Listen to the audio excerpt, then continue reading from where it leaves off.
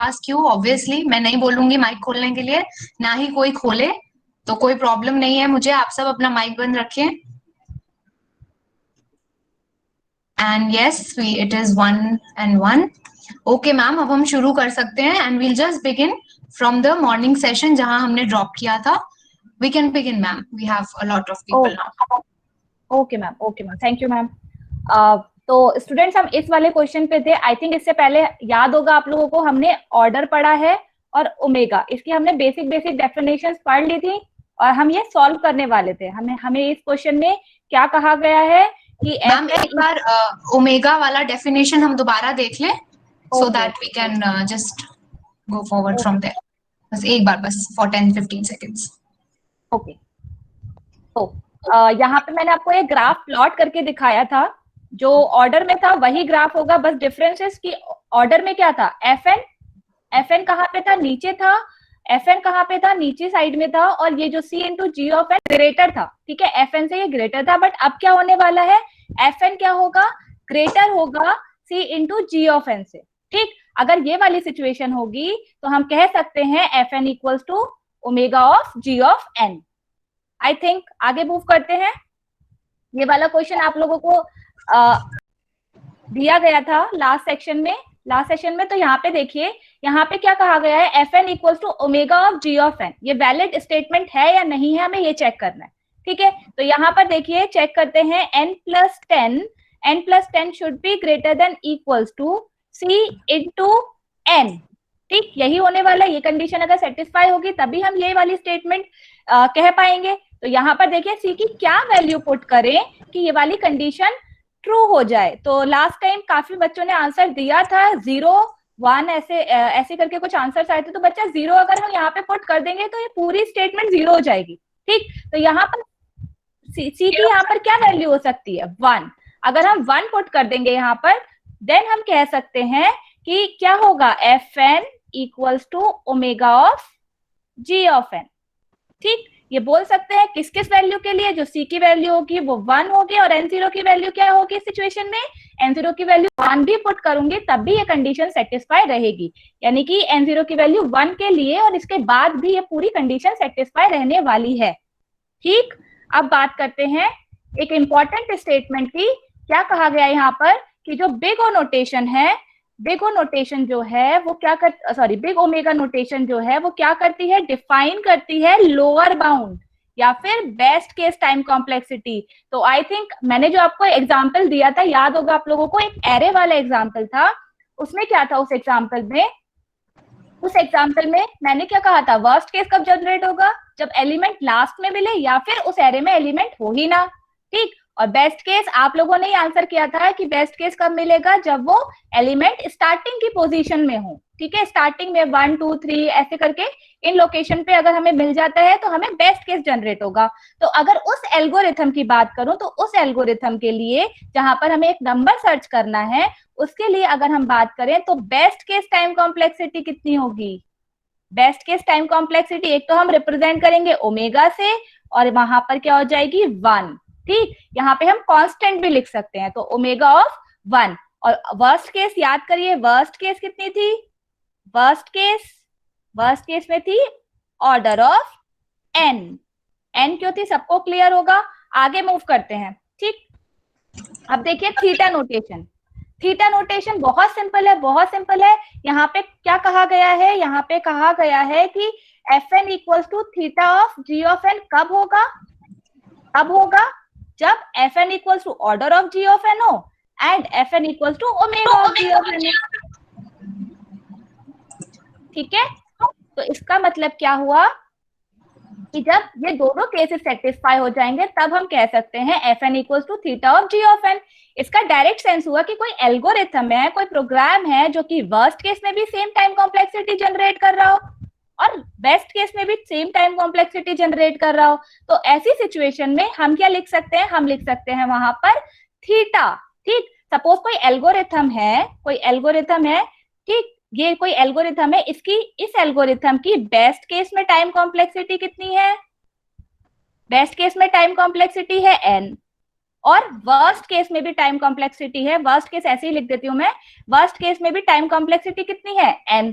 ठीक, तो इस सिचुएशन में मैं डायरेक्टली लिख सकती हूँ Tn equals to theta of n। ठीक, थीटा क्या रिप्रेजेंट कर रहा है यहाँ पर? थीटा ये रिप्रेजेंट कर रहा है कि बेस्ट केस में भी n होगी और वर्स्ट केस में भी n होगी, तो एवरेज केस में तो ऑब्वियसली n ही होने वाली है। तो बेसिकली जो थीटा जनरली यूज होता है वो होता है एवरेज केस रिप्रेजेंटेशन के लिए। ठीक, जब भी हम रिप्रेजेंट करते हैं कि इस पर्टिकुलर टाइम कॉम्प्लेक्सिटी की इस पर्टिकुलर एल्गोरिथम की वर्स्ट केस में टाइम कॉम्प्लेक्सिटी कितनी होगी, तो उसके लिए हम रिप्रेजेंट करते हैं थीटा। क्लियर होगा आई थिंक यहाँ पर। इसके बाद आपको क्वेश्चन एक आने वाला है, वो आपको सॉल्व करना है, आराम से सॉल्व कीजिएगा। ठीक है, स्टार्ट करते हैं। अपने आंसर्स आप लोग चैट बॉक्स में लिखेंगे। You have 1 minute to solve this question, please see it very properly.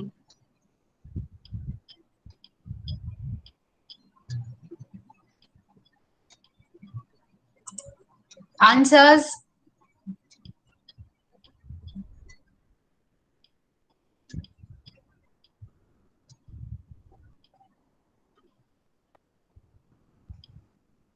okay, we have one answer. Come on, everyone has to give answers. Everyone, 225 people on this chat have to give answers to me. Very good. I need 225 answers right away. और ऊपर वाले का answer देख के नहीं, अपना answer सब लिखेंगे, गलत भी लिखेंगे तो भी कोई प्रॉब्लम नहीं है। Very good Piyush.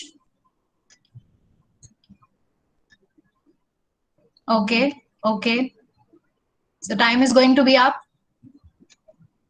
Okay, so we had a majority of answers saying option number 3 and a few of them saying option number 2 and even lesser saying 1. Okay, we can move to the discussion now. So the right answer is option number 2. ठीक, अब check करते हैं कि कैसे। तो मैं क्या करती हूँ, मैं इन्हें नंबरिंग दे देती हूँ ताकि इजीली आइडेंटिफाई कर पाए हम किसके रिस्पेक्ट में बात कर रहे हैं। ठीक, तो अगर मैं फर्स्ट स्टेटमेंट की बात करूं, फर्स्ट स्टेटमेंट से देखिए क्या पता चल रहा है कि Fn क्या होगा, लेस देन इक्वल्स टू होगा g ऑफ n। ठीक, और सेकेंड स्टेटमेंट से क्या पता चल रहा है कि Fn क्या होगा, Fn does not less than equals to होगा, sorry g of n, 1 second, g of n does not less than equals to होगा किसके, f ऑफ n के। इन दोनों स्टेटमेंट से हम क्या कॉन्क्लूड कर सकते हैं, इन दोनों स्टेटमेंट से क्या कॉन्क्लूड कर सकते हैं? इससे अब एक काम करते हैं, इन स्टेटमेंट से कॉन्क्लूजन निकालने के लिए अच्छा सा एग्जांपल लेते हैं। सपोज 3 बंदे हैं, एक F है, एक G है और एक H है। ठीक, और उनकी हाइट के रेस्पेक्ट में सपोज ये बात हो रही है। ठीक, तो अगर मैं बात करूं कि Fn की हाइट क्या है, लेस देन इक्वल्स टू है Gn से, तो अगर ये Fn है, ठीक है, और अगर ये Gn है, ठीक, तो ये दो कंडीशन, ये हाइट की बात कर रहे हैं, ये क्या है F और ये क्या है G, तो ये इन दोनों की हाइट इक्वल भी हो सकती है और इनकी हाइट, एक की हाइट, ये दो कंक्लूजन ही निकल रहे हैं इस स्टेटमेंट से क्योंकि लेस देन इक्वल साइन लगा हुआ है। ठीक है, अब इस वाली स्टेटमेंट की बात करते हैं। ये स्टेटमेंट क्या कह रही है कि G ऑफ n, जो G है, जो G वाला बंदा है, वो क्या है, उसकी height does not less than equals to f of n है। लेस देन तो वैसे भी नहीं होने वाली थी, लेकिन ये इक्वल है, इक्वल वाला एलिमिनेट हो रहा है इस स्टेटमेंट से। इसका मतलब है कि ये वाला केस नहीं बन सकता, ये वाला केस ही बनेगा। आई थिंक सबको क्लियर होगा कि ये वाला केस क्यों नहीं बन सकता, क्योंकि इस वाली स्टेटमेंट में साफ साफ बोल दिया गया है does not less than equal. ठीक, तो इक्वल वाला केस वैसे ही एलिमिनेट हो गया। ठीक है, तो आई थिंक क्लियर हो गया होगा। तो बेसिकली इन दोनों स्टेटमेंट से हम क्या कंक्लूड कर सकते हैं कि Fn, क्या कंक्लूड कर सकते हैं कि Fn क्या होने वाला है, लेस देन होगा Gn से।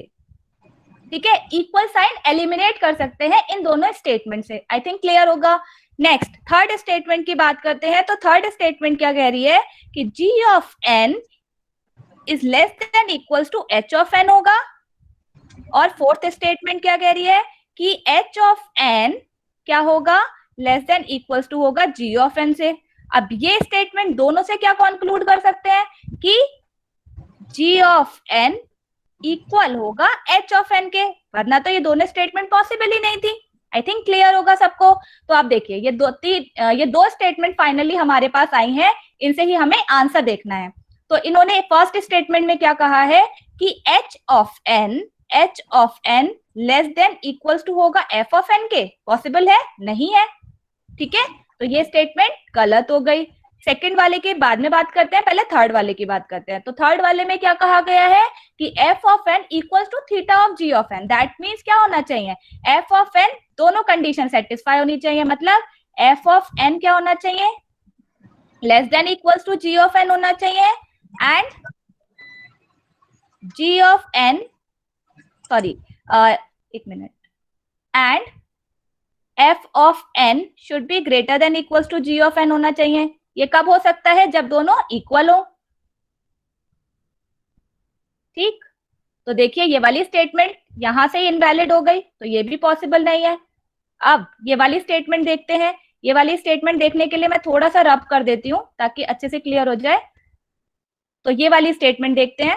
ये वाली स्टेटमेंट क्या कह रही है, ये वाली स्टेटमेंट देखिए, यहाँ पे क्या कहा गया है कि f ऑफ n क्या होगा, लेस देन इक्वल्स टू होगा h ऑफ n के। तो ये आप लोगों को दिख ही रहा होगा कि fn यहाँ पर है, which is less than g of n, और gn equals to h of n। तो ये कंडीशन सेटिस्फाई हो गई। इवन अगर अच्छे से डिस्क्राइब कर सके तो सीधे सीधे इसे ये भी लिखा जा सकता है।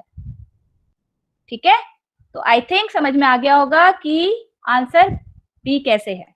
आई थिंक सबको क्लियर होगा। If the question is clear, please say yes, everyone. Very good, Harsh, Akash. Okay, I have so many replies. Okay, yes, ma'am. Very good. We can move forward. Very good. Okay okay, next. So अब next topic पे आते हैं, which is how to calculate time complexity. I think सबसे ज्यादा बच्चों को problem इसी चीज में होती है। तो सबसे पहले देखते हैं कि जो कॉम्प्लेक्सिटी है वो क्या है। ठीक है, तो बहुत सबको ज्यादातर आंसर पता ही होगा कि किसी एल्गोरिथम को रन करने में, किसी भी एल्गोरिथम को रन करने में जितना टाइम लगता है, दैट इज कंप्यूटेशनल कॉम्प्लेक्सिटी। ठीक, तो आगे देखते हैं। अब देखिए, अब ये वाला हमारे पास कोई प्रोग्राम है। ठीक, अब इसकी टाइम कॉम्प्लेक्सिटी मुझे फाइंड आउट करनी है। मेरे पास दो ऑप्शन हो सकते हैं टाइम कॉम्प्लेक्सिटी फाइंड आउट करने के। द फर्स्ट वन क्या हो सकता है कि मैं इसे टाइप करूं, मतलब कहीं पे भी जहां पे मेरा रन करने का मन है वहां पे मैं इसे टाइप करूं और उसके बाद उसकी टाइम कॉम्प्लेक्सिटी फाइंड आउट कर लूं। ठीक है, तो इस टाइप के एनालिसिस को कहते हैं अ पोस्टीरियर एनालिसिस। ठीक है, नाम से ही पता चल रहा है अ पोस्टीरियर एनालिसिस में क्या होगा कि हमारे पास ये प्रोग्राम गिवन है, उसे हमें किसी भी हमें क्या करना है, टाइप करके आइडेंटिफाई कर लेना है कितनी टाइम कॉम्प्लेक्सिटी आ रही है।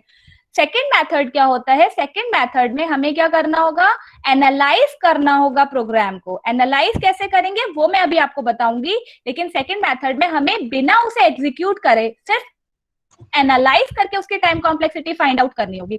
वो होता है अ प्रायर एनालिसिस। तो हमारे पास क्या हुआ, दो टाइप के एनालिसिस हो गए, अ पोस्टीरियर एनालिसिस और second one is a prior analysis. अब देखिए दोनों के जब दो मेथड है तो हर एक चीज के एडवांटेज डिसएडवांटेज होते ही है। तो अ पोस्टीरियर एनालिसिस के क्या एडवांटेज या डिसएडवांटेज हो सकते हैं, टाइप कीजिएगा, मैं इतने बताती हूँ आप लोगों को। ठीक है, अ पोस्टीरियर एनालिसिस जो होगा वो क्या होगा, प्रोसेसर डिपेंडेंट होगा, प्रोसेसर डिपेंडेंट होगा। ठीक, सेकेंड लैंग्वेज डिपेंडेंट होगा। ठीक है, लैंग्वेज डिपेंडेंट होगा। और अब इसके फायदे क्या होंगे, फायदे बता सकता है कोई, फायदे इसके क्या होने वाले हैं, एग्जैक्ट आंसर मिलेगा हमें।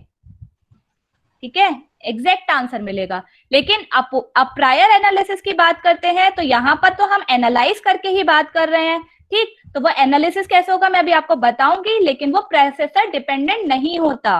ठीक, प्रोसेसर डिपेंडेंट नहीं होता, लैंग्वेज डिपेंडेंट भी नहीं होता है, लैंग्वेज डिपेंडेंट भी नहीं होता, और अप्रोक्सीमेट आंसर आता है। ठीक है, अप्रोक्सीमेट आंसर आता है। ठीक, ये क्लियर होगी दोनों बातें। अब हमें क्या करना है, हमें ये देखना है हम प्रायर एनालिसिस कैसे करेंगे। ठीक, आने वाले जो भी क्वेश्चंस आएंगे उसमें हम यही एनालिसिस करने वाले हैं। ठीक है, तो स्टार्ट करते हैं। अब देखिए, सपोज मेरे पास ये कोई प्रोग्राम गिवन है, मुझे इसका अप्रायर एनालिसिस करना है कि इसकी टाइम कॉम्प्लेक्सिटी कितनी आने वाली है। तो वो कैसे करेंगे, वो एनालिसिस हम ऐसे करेंगे कि हम हर एक स्टेटमेंट को देखेंगे। हम हर एक स्टेटमेंट को क्या देखेंगे, उसका मैग्नीट्यूड। मैग्नीट्यूड का मतलब कि कितने नंबर ऑफ टाइम्स वो स्टेटमेंट एग्जीक्यूट हो रही है। ठीक है, तो दैट मीन्स अगर मैं फर्स्ट स्टेटमेंट की बात करूं तो देखिए ये तो एक ही बार एग्जीक्यूट होगी तो ये कांस्टेंट अमाउंट ऑफ टाइम लेगी, ठीक, एक ही बार हो रही है तो कांस्टेंट अमाउंट ऑफ टाइम लेगी, और ये कांस्टेंट अमाउंट ऑफ टाइम किस पे डिपेंड करेगा, प्रोसेसर पे, ठीक।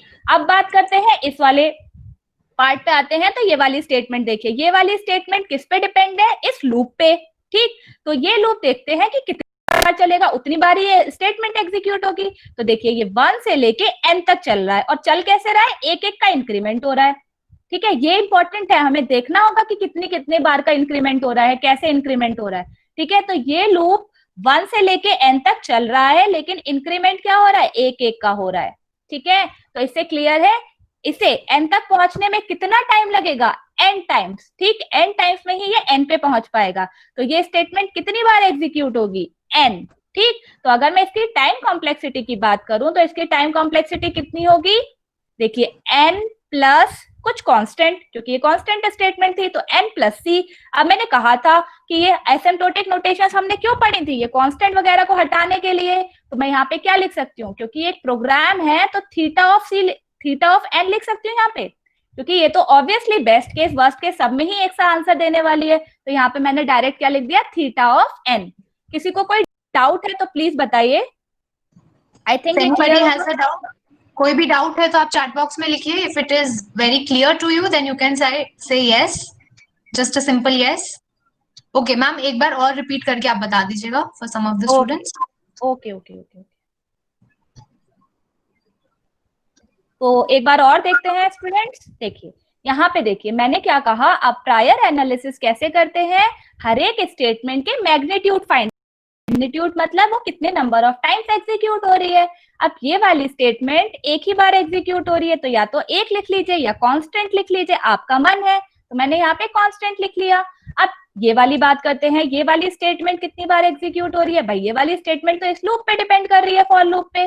तो यहाँ पर देखिए ये लूप जितनी बार चलेगा उतनी बार ये स्टेटमेंट चलेगी। तो मुझे फाइंड आउट करना है ये लूप कितनी बार चलेगा। ये 1 से लेके n तक चल रहा है, लेकिन इंक्रीमेंट भी एक एक का हो रहा है, ठीक। अगर मुझे 1 से लेके 100 पे पहुंचना है एक एक का स्टेप लेके, तो मुझे 100 टाइम्स ही इंक्रीमेंट करना होगा ना।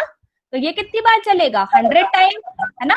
तो यहाँ पर ये 1 से लेके n तक अगर हम बात करें तो ये कितनी बार चलेगा, n टाइम्स चलेगा। तो इस स्टेटमेंट की टाइम कॉम्प्लेक्सिटी कितनी हो गई, n, ठीक। तो इसे डायरेक्टली हम क्या लिख सकते हैं, theta of n। Clear? Okay ma'am, एक डाउट और है कि अगर इंक्रीमेंट 2 का हुआ तो, और दूसरा डाउट ये है कि हम बिग O क्यों ले रहे हैं, हम बिग O क्यों नहीं ले रहे हैं, हम थीटा क्यों ले रहे हैं। Okay okay okay ma'am. बच्चों जो बात करते हैं कि इंक्रीमेंट अगर 2 से हो रहा है तो वो मैं अभी आपको नेक्स्ट वाले एग्जांपल में एक्सप्लेन करने वाली हूँ, ठीक। नेक्स्ट क्वेश्चन की बात करते हैं कि थीटा क्यों ले रहे हैं और ओमेगा क्यों नहीं ले रहे हैं, या फिर बिग O क्यों नहीं ले रहे हैं। यहाँ पे बच्चों मतलब हमारे पास जो भी क्वेश्चंस आते हैं, अगर चारों ऑप्शन में ऑर्डर है तो कोई फर्क नहीं पड़ता, थीटा ले लो ऑर्डर ले लो कोई फर्क नहीं पड़ता। मैंने यहाँ पर थीटा बेसिकली इसलिए लिया है कि ये वाला मैंने क्या बताया था, थीटा कब होता है, जब वर्स्ट केस और बेस्ट केस में दोनों केस में सेम टाइम कॉम्प्लेक्सिटी हो। अब इस एग्जाम्पल में कोई भी बेस्ट केस में कुछ निकल रहा है कि बेस्ट केस ऐसे जनरेट होगा तो ये बेस्ट केस होगा, बेस्ट केस में भी ये पूरा लूप ही चलेगा, ऐसा नहीं है ना बेस्ट केस में कम चले, ये बेस्ट केस में भी पूरा लूप चलेगा और वर्स्ट केस में भी पूरा लूप चलेगा। तो इसलिए मैंने यहाँ पे थीटा यूज करा है। आप चाहो तो ऑर्डर भी यूज कर सकते हो, लेकिन जनरली अगर बात करें तो यहाँ पर थीटा ही यूज होना चाहिए, इसलिए मैंने थीटा यूज किया है, ठीक है। Okay ma'am, we can move forward. Okay okay okay. Next question is, देखिए यहाँ पर जल्दी से सॉल्व करते हैं इसे। देखिए ये कांस्टेंट लेगा। अब ये वाली स्टेटमेंट की बात करते हैं तो ये दोनों पे डिपेंडेंट है, ठीक, इन दोनों लूप पे डिपेंडेंट है। तो अगर हम ये फाइंड आउट कर लें कि ये दोनों लूप कितनी बार चलने वाले हैं तो हमें पता लग जाएगा।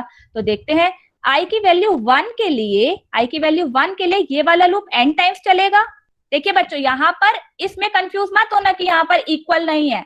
एक आध स्टेटमेंट अगर हम एग्जीक्यूट नहीं कराते हैं या ज्यादा करा लेते हैं या कम करा लेते हैं तो कोई फर्क नहीं पड़ता, क्योंकि मैं ये सिंबल्स यूज करने वाली हूँ, ठीक है। तो इतनी ज्यादा एनालिसिस मत करिएगा, यहाँ पर कोई फर्क नहीं पड़ने वाला, ठीक है। तो यहाँ पे 1 से लेके n तक चलेगा ये, ठीक। तो 1 से लेके n तक किसकी वैल्यू के लिए, i की वैल्यू 1 के लिए, i की वैल्यू 1 के लिए j का लूप कितनी बार चलेगा, n टाइम्स। ऐसे ही i की वैल्यू 2 के लिए j का वैल्यू कितनी बार चलेगा, n times.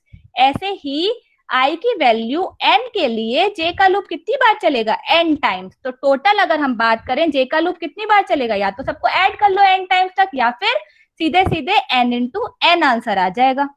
I think clear होगा सबको। तो ये वाली स्टेटमेंट कितनी बार चलेगी, n स्क्वायर टाइम्स। तो इसे मैं क्या लिख सकती हूँ, आप चाहो तो ऑर्डर भी लिख सकते हो, लेकिन मैं थीटा लिख रही हूँ यहाँ पे, theta of n square times.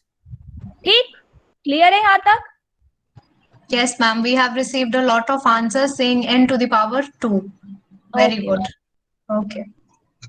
Next question देखिए, वही वाला क्वेश्चन आ गया। अगर हम इंक्रीमेंट करें 10 का, आप चाहो तो 2 का भी कर सकते हो, लेकिन आपको यहाँ से आंसर मिल जाएगा कि 2 का करेंगे तो क्या होगा। अब देखिए यहाँ पर क्या हो रहा है, ये लूप 1 से स्टार्ट हो रहा है, n तक चल रहा है, लेकिन अब इंक्रीमेंट 10 का हो रहा है।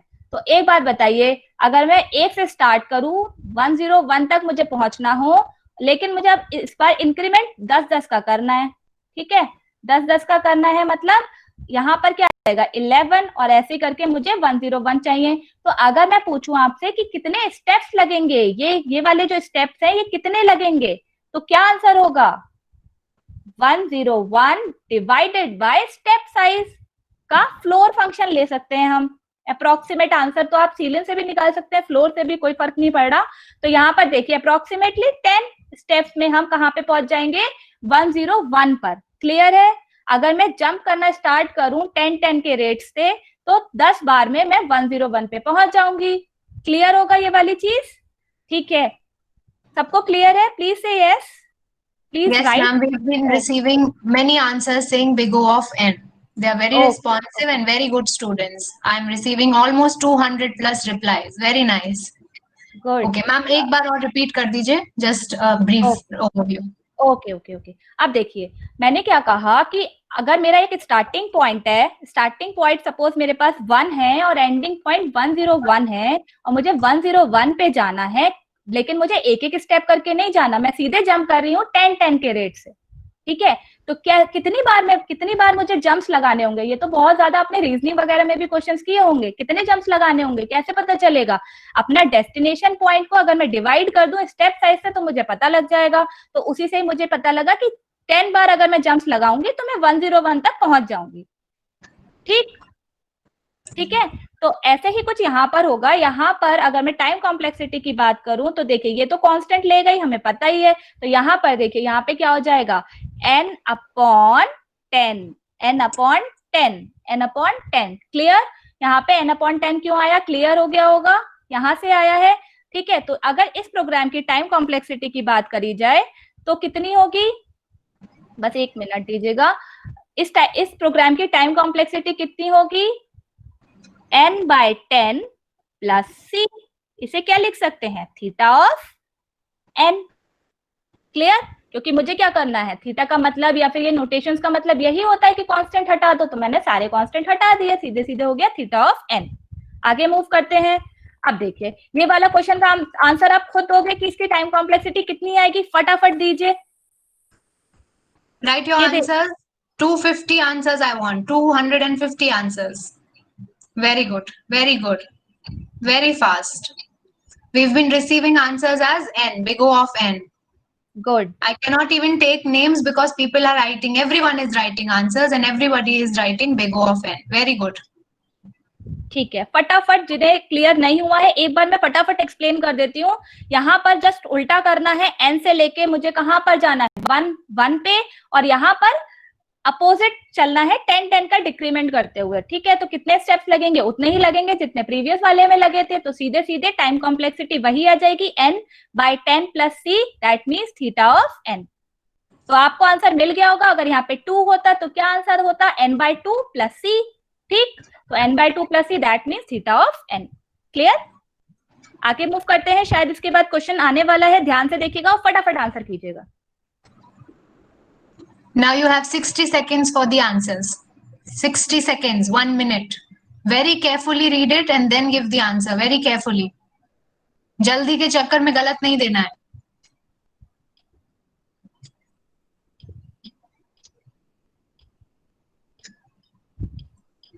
Okay, ma'am, we've given answers almost 20-30 plus answers. Most of them B. Then we have C, see also a few of them. Come on, you have time. You have 30 seconds to think. 30 seconds. Sovan has given B. Riya Jain C. Okay. After Deepak Singh Tomar, come on, everyone. Okay. Mansi B. Rishabh B. Anmol C. Sakshi Kaur B. Okay. You still have 5 seconds. Come on. 250 answers. Lalit, the screen is shared, beta. If you have any problem with seeing the screen, it is from your end only because everybody can see it. Okay, we have answers, ma'am. We can go to the answer now. Okay ma'am, तो the correct answer is B, जो कि I think ज्यादातर बच्चों ने दिया है. बच्चों ये से क्वेश्चन को थोड़ा सा केयरफुली सॉल्व करना था. देखिए यहाँ पर क्या हो रहा है, वही है जो हम पहले पढ़ चुके हैं, कुछ नया नहीं है. ये वाली स्टेटमेंट डिपेंड कर रही है 2 लूप पर, लेकिन यहाँ पर अब क्या हो रहा है कि i की वैल्यू 1 के लिए ये वाला जो लूप है, ये वाला लूप कितनी बार चलेगा, 132 टाइम्स. ठीक है, 132 टाइम्स चलेगा, n टाइम्स नहीं चलेगा. ठीक, 132 टाइम्स. ऐसे ही i की वैल्यू 2 के लिए भी ये कितना चलेगा, 132 टाइम्स, इससे ज्यादा नहीं चलेगा. ठीक है, तो ऐसे ही क्या आ जाएगा, i की वैल्यू n के लिए भी ये कितना चलेगा, 132 टाइम्स ही. ठीक, देन अब देखिए, अब जब ये हमने लास्ट टाइम क्या करा था, या तो हम 132 को n टाइम्स ऐड कर दें या डायरेक्ट लिख दें 132 इंटू n. ठीक, तो 132 तो कांस्टेंट है, इसे हटा देंगे तो इसका आंसर क्या आ सकता है, ऑर्डर ऑफ n. क्लियर? कोई डाउट है तो बताइए. कोई डाउट है तो आप लिख सकते हो. अगर डाउट नहीं है तो लिख दो नो डाउट. हाँ, वो ज्यादा ठीक है. No doubt, no ma'am, no no no. Okay ma'am, very good, very good student. We can move forward. फटाफट आगे बढ़ते हैं. मैम जस्ट एक बार हल्का सा रिपीट कर दीजिएगा for one student, just for 10 seconds, first revision. Okay, देखो बच्चों यहाँ पर क्या हो रहा है, 1 से लेके 133 तक चल रहा है. दैट मीन्स 132 टाइम्स चलेगा. ये क्या है, एक कांस्टेंट है. ठीक, कोई वेरिएबल तो है नहीं, तो हर बार ये वाला जे वाला loop constant amount of time चल रहा है. वो कांस्टेंट अमाउंट ऑफ टाइम क्या है, 132. लेकिन चल ऊपर वाला लूप कितनी बार रहा है, n टाइम्स. तो ये कितना लूप चलेगा, 132 into n. Clear? 132 into n को क्या लिख सकती हूँ मैं, ऑर्डर ऑफ n. ये इस वजह से हुआ क्योंकि यहाँ पर n नहीं था, यहाँ पे 133 था. ठीक है, तो बच्चों ये याद रखिएगा कि जरूरी नहीं है कि 2 लूप हो तो सीधे सीधे उसका n स्क्वायर लगा दिया. हमें केयरफुली देखना है कि आंसर क्या होगा. ठीक है, आगे मूव करें. यस मैम, आगे चलते हैं. ओके, अच्छे से सॉल्व कीजिएगा, ध्यान से.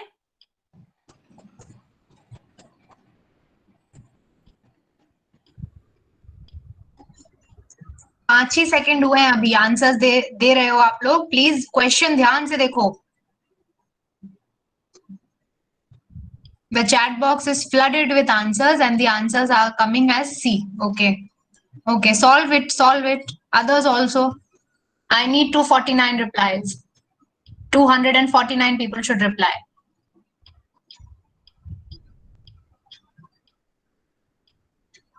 You still have 20 plus seconds.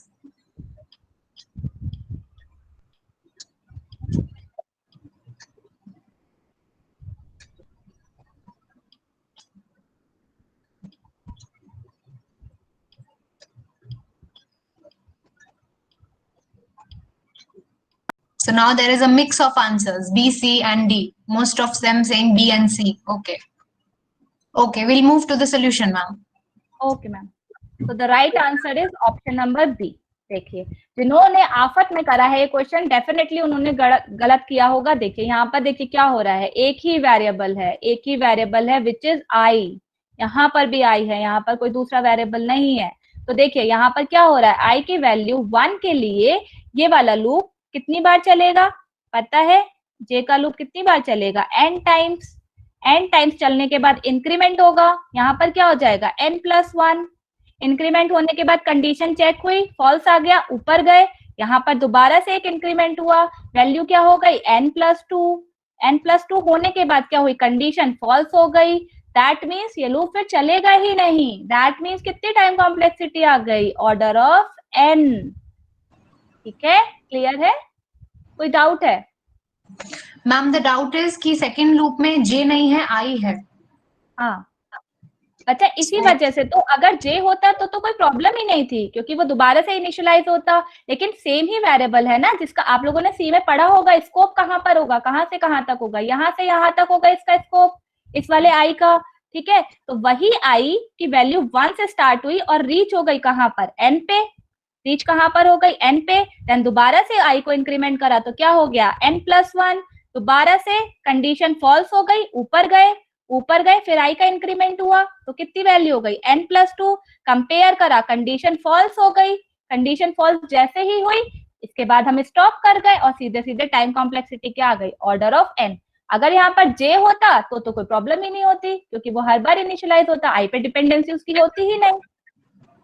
Ma'am एक और डाउट्स है कि एक बार और सोल्यूशन बच्चे चाह रहे हैं आप रिपीट कर दें, और सेकंड चीज ये कि एक बच्चा कह रहा है कि ऑर्डर ऑफ 1 होगा क्योंकि इनर लूप चलेगा नहीं, तो एक बार हम शायद सोल्यूशन रिपीट कर लेंगे तो क्लियर होगा। Okay okay okay, order of 1 होगा। देखो एक बार देखते हैं, आई की वैल्यू 1 से स्टार्ट करते हैं। आई की वैल्यू 1 से यहाँ से हमने स्टार्ट करा, देन यहाँ पे गए, यहाँ पर क्या हुआ, आई की वैल्यू 1। ठीक, आई की वैल्यू 1, फिर आई की वैल्यू इंक्रीमेंट हुई, 2 हो गई, 3 हो गई, 4 हो गई। उन सबके लिए ये स्टेटमेंट चलेगी कि नहीं, चलेगी ना। कब तक चलेगी, जब तक आई की वैल्यू n नहीं हो जाती, है ना। तो इस वजह से क्या होगा, यहाँ पर आई की वैल्यू इंक्रीमेंट होते होते n पहुंच गई। तो ये कितनी बार चली, ये वाली स्टेटमेंट, कितनी बार चलेगी, n टाइम्स। ये वाली स्टेटमेंट कितनी बार चलेगी, n टाइम्स। ठीक है, ये वाली स्टेटमेंट n टाइम्स चलेगी। उसके बाद यहाँ पर दोबारा से गए, इंक्रीमेंट हुआ, यहाँ पर क्या हो गया, n+1 हो गया। n+1 होने के बाद यहाँ पर आते हैं वापस, कंडीशन देखेंगे, कंडीशन क्या हो गई, फॉल्स। कंडीशन फॉल्स हो गई। कंडीशन फॉल्स होने के बाद देखिए क्या हुआ, वापस यहाँ पर गए, यहाँ पर जाने के बाद क्या होगा, इंक्रीमेंट हो जाएगा, फिर n+2 हो गई वैल्यू। n+2 होने के बाद कंडीशन चेक करी। अब यहाँ पर देखिए कंडीशन क्या है, n+2 is less than equals to n which is false. तो ये स्टॉप हो गया, यानी कि i की वैल्यू 1 के लिए ही ये वाला लूप चला है, इनर लूप। i की वैल्यू सिर्फ 1 के लिए ही इनर लूप चला है, जिसकी वजह से n की वैल्यू क्या हो गई, n+1। ऊपर गए, वैल्यू क्या हो गई, n+2। कंडीशन फॉल्स हो गई और वहीं पे स्टॉप हो गया। इस वजह से टाइम कॉम्प्लेक्सिटी कितनी आई, order of n। I think now the question is clear. Very good, Anmol. Okay. Okay, ma'am, it is clear. Everybody just say a quick okay, okay, okay. छोटा सा okay, okay लिख सकते हो अभी। हाँ, this is good. अभी हम okay के संग चलेंगे और we'll say okay, okay when we have no doubts. ठीक है? Okay, okay, okay, ma'am. We'll move forward. Okay ma'am, okay. अब देखिए, अब थोड़ा सा डिफरेंट अप्रोच। यहाँ पे क्या हो रहा है, अभी तक यहाँ पे इंक्रीमेंट डिक्रीमेंट तो हमने देख लिए थे, लेकिन अब यहाँ पे मल्टीप्लीकेशन हो रहा है, आई की मल्टीप्लाई बाय 2 हो रही है। तो इस टाइप के क्या कहते हैं क्वेश्चंस में कैसे टाइम कॉम्प्लेक्सिटी कैसे देखेंगे वो देखते हैं। यहाँ पर देखिए, आई की वैल्यू 1 से स्टार्ट हुई, 1 लिख दिया, ठीक है भाई, आई की वैल्यू 1 से स्टार्ट हो गई। फिर ये स्टेटमेंट चलेगी आई की वैल्यू 1 के लिए। देन इंक्रीमेंट अब क्या होगा, इंक्रीमेंट क्या होगा, 2। फिर उसके बाद इंक्रीमेंट क्या होगा, आई की वैल्यू आई मल्टीप्लाइड बाय 2, आई की वैल्यू 2 थी, अब क्या हो जाएगा, मल्टीप्लाई करेंगे तो 2 स्क्वायर आ गई। फिर आई की वैल्यू क्या हो जाएगी, 2 क्यूब होगी। ठीक है, ऐसे ही। अब मुझे पता नहीं ये कहाँ पे स्टॉप करेगा, लेकिन मैं प्रिडिक्ट कर सकती हूँ कि ये 2 to the power। Somebody's opened their mic. Please put your mic on mute. Put your mic on mute. Yes, thank you very much. Okay, ma'am. ठीक है, तो हम प्रिडिक्ट कर सकते हैं कि ये वाला loop 2 to the power k तक चलेगा। जब तक ये वैल्यू ना हो जाए तब तक ये लूप चलता रहेगा। ये किसकी वैल्यू होगी, आई की। ठीक है, जब तक आई इसके बराबर ना हो जाए तब तक ये लूप कंटिन्यू रहेगा। ठीक है, अब इस कंडीशन से मैं पता कर सकती हूँ कि ये कहाँ तक कंटिन्यू रहेगा। दैट मीन्स ये जो मेरी वैल्यू आई है आई की, वो जब तक इक्वल ना हो जाए एन के तब तक ये चलता रहेगा। अच्छा, एक चीज और, यहाँ पर k क्या रिप्रेजेंट कर रहा है, ये k जो है ये रिप्रेजेंट क्या कर रहा है, ये कर रहा है कि कितने नंबर ऑफ टाइम्स लूप चल रहा है। ठीक है, कितने नंबर ऑफ टाइम्स लूप चल रहा है। देखिए यहाँ पर 1 वैल्यू थी, ठीक है, तो 2 की पावर 1 हो गई, 2 हो गई, 3 हो गई, दैट मीन्स 3 टाइम्स चल गया। यहाँ पर k हो गई तो k टाइम्स चल गया। क्लियर, ये बच्चों कंफ्यूज मत होना, 2 की पावर k क्या है, आई की वैल्यू, और k क्या है, कितने नंबर ऑफ टाइम्स लूप चल रहा है। ठीक है, अब हमें फाइंड तो k ही करना है, क्योंकि हमें तो इसकी टाइम कॉम्प्लेक्सिटी निकालनी है। टाइम कॉम्प्लेक्सिटी कैसे निकलेगी, ये वाली स्टेटमेंट जितनी बार एग्जीक्यूट करेगी, और ये वाली स्टेटमेंट कितनी बार एग्जीक्यूट करेगी, k टाइम्स। तो यहाँ पर k निकालना है, इसको सॉल्व करते हैं, log ले लेते हैं दोनों साइड, तो यहाँ पे क्या आ जाएगा k log base 2 base 2 का log लिया मैंने यहाँ पर equals to log base 2n। तो देखिए log base 2 क्या होता है, ये क्या होता है 1, ठीक। तो यहाँ पे क्या आ जाएगा k equals to log base 2n, ठीक।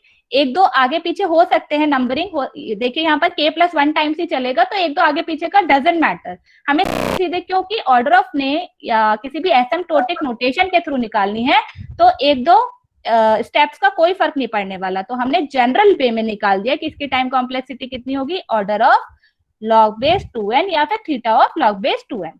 क्लियर? तो इस टाइप के प्रोग्राम की टाइम कॉम्प्लेक्सिटी कितनी होगी, theta of log base 2n। I think log base 2n कैसे आई सबको समझ में आ गया होगा। If there is no doubt, write okay. If there is a doubt, then tell me your doubt. Okay okay okay, बहुत सारे ओके आ गए, ठीक है मैम। ओके ओके, आगे मूव करते हैं, आगे मूव करते हैं। इसका आंसर आप खुद दोगे कि इसकी टाइम कॉम्प्लेक्सिटी कितनी आने वाली है, फिर मैं एक्सप्लेन करूंगी, बताइए फटाफट।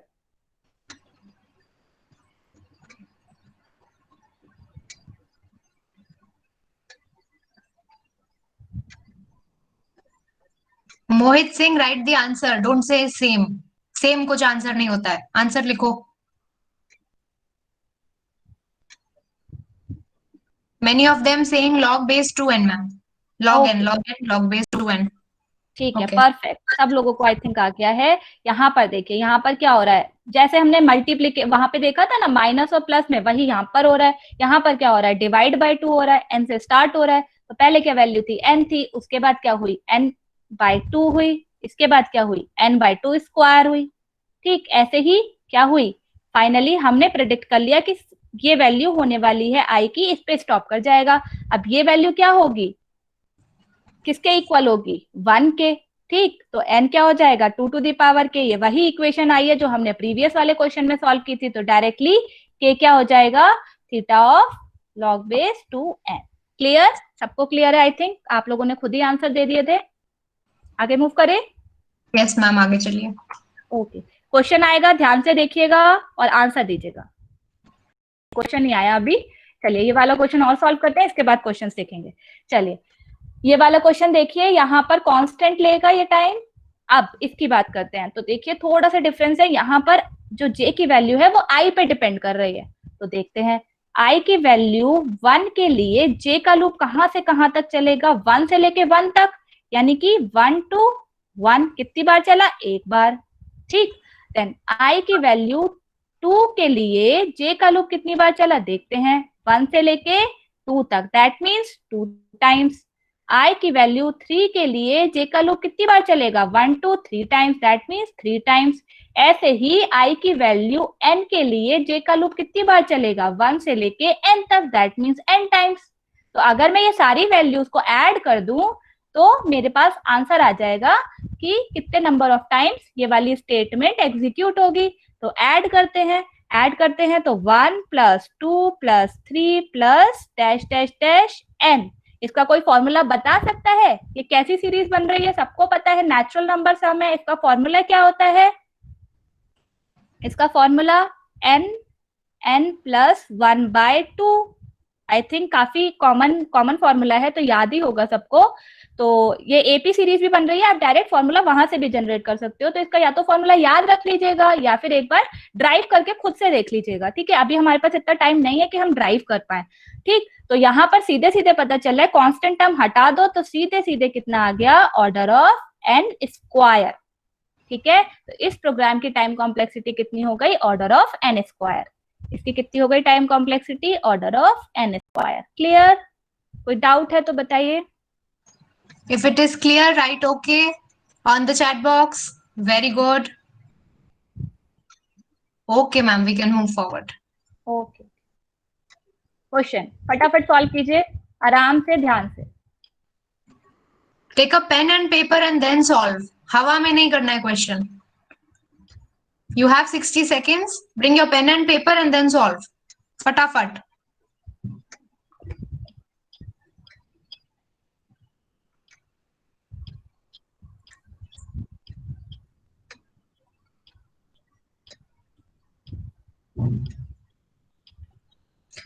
Answers needed. Come on. Now 30 seconds are up. Avinesh D, Shrishti D, Dev D, Tanvi B, Anmol D, Kishan D, Anmol D, Shivangi B. Okay, good.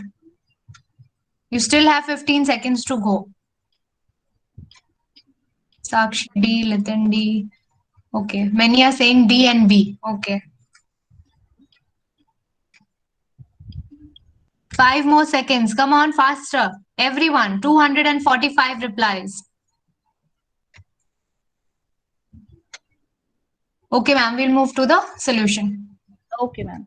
So the correct answer is D.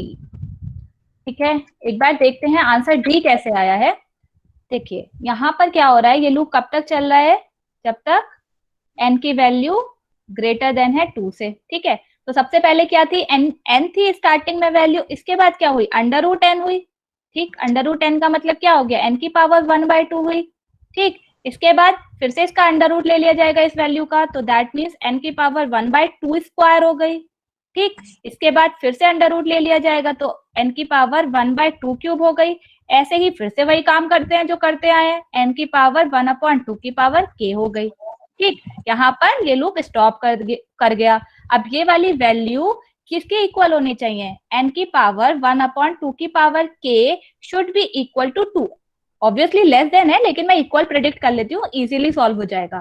ठीक, इसके बाद log ले लेते हैं, तो क्या हो जाएगा 1/2 की power k log base 2n equals to log base 2 log base 2 तो 1 होता है, तो हमारे पास क्या आ गया log base 2n। मैं डायरेक्टली इसे यहाँ पर ले जाती हूँ, मतलब इसे मैं डायरेक्टली यहाँ पर ले जाती हूँ, तो 2 की पावर k यहाँ पर आ गया। फिर k की वैल्यू ही कैलकुलेट करनी है, क्योंकि k ही बताएगा हमें कि कितने नंबर ऑफ टाइम्स लूप चलने वाला है। तो k की वैल्यू फाइंड आउट करने के लिए दोबारा log लेना पड़ेगा, तो log लेते हैं log base 2n equals to k, क्योंकि log base 2 to 1 हो जाएगा। तो क्या आई, k की value log base 2 to n। तो यहाँ पे आंसर क्या हो गया, D। आई थिंक क्लियर होगा।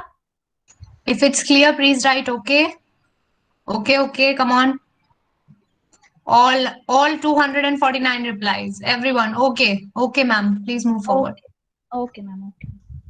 नेक्स्ट क्वेश्चन, ध्यान से करिएगा, आंसर दीजिए। Take your time and solve this. Do not be in a hurry. Take your time, solve this properly.